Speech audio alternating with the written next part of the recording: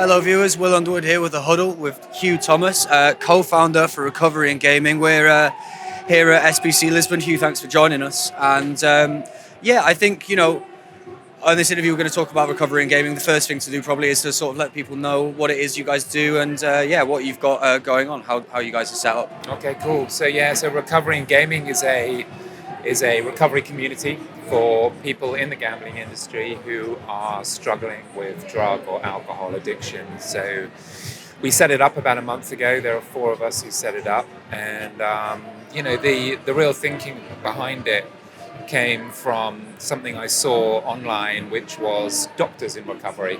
And I suddenly thought, why is there no recovery community for the gambling industry? And we do such a good job with gambling addiction for players, but not such a great job with looking after our friends and our colleagues. So that's where the idea came from. I set it up, and I've got sort of three other people that work with me. I've got Lee McFarland, Stuart Gramutis over at BCLC, and Yanni Pateri. And we're here at SBC Lisbon. We're running 12-step recovery meetings every day. And we're also meeting up with people who've been really supportive. So it's great to be here. And as you mentioned, set up really recently, only a month ago. We were talking off air, and you say this is your first industry event. So how do you hope to kind of reflect on SBC Lisbon 2025 by the end of the week when you leave? Yeah, that's a great question. I think number one is one of the goals for Recovery in Gaming is to provide a safe space for people, an anonymous space as well, for people who want to come and say hello. And I'm 11 years sort of clean and sober now.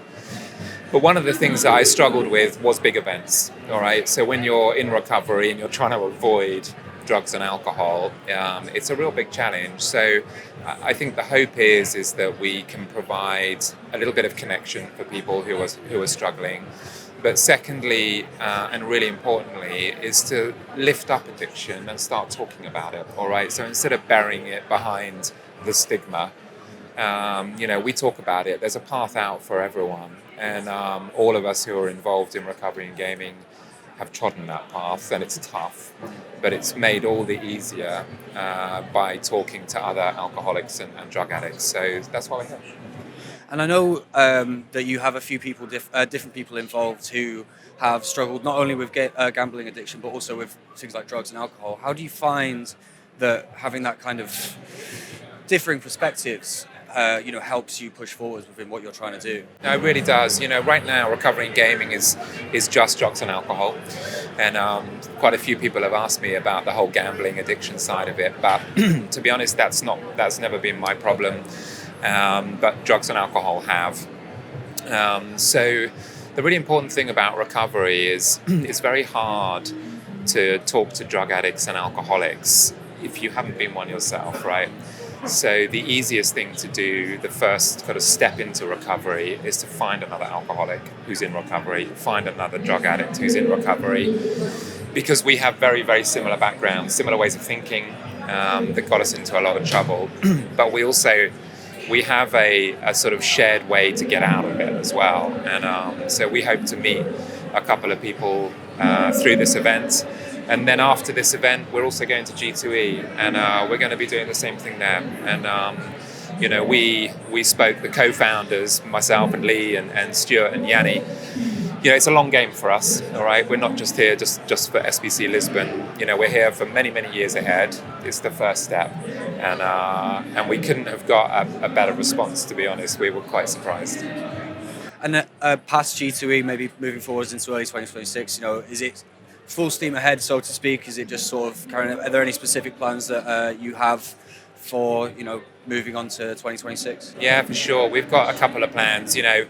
Firstly, we're going to be raising £100,000, and that will enable us to expand the reach of recovery in gaming. That's one thing that we're struggling with right now, is obviously competing with all the operators and all the suppliers for eyeballs.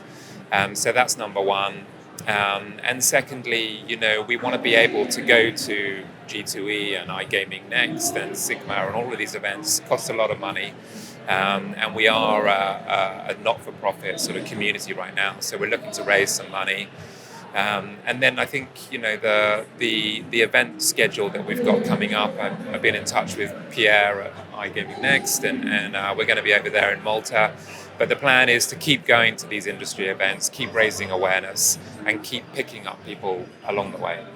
I think the final question is probably arguably the most important, is what would you say to somebody who's maybe feeling like they're struggling with an addiction issue at this time, who's thinking about reaching out? How would you what would you say to them? Yeah, I mean, the first step is the step that I took, which is, firstly to admit that you got a problem, and that's often the biggest step of all, is to sort of put your hand up. And then secondly, I would say is reach out to another alcoholic or drug addict and have a chat to them if they're in recovery. And those two things combined, putting the hand up and then the reaching out to chat to someone, which is what we're here for.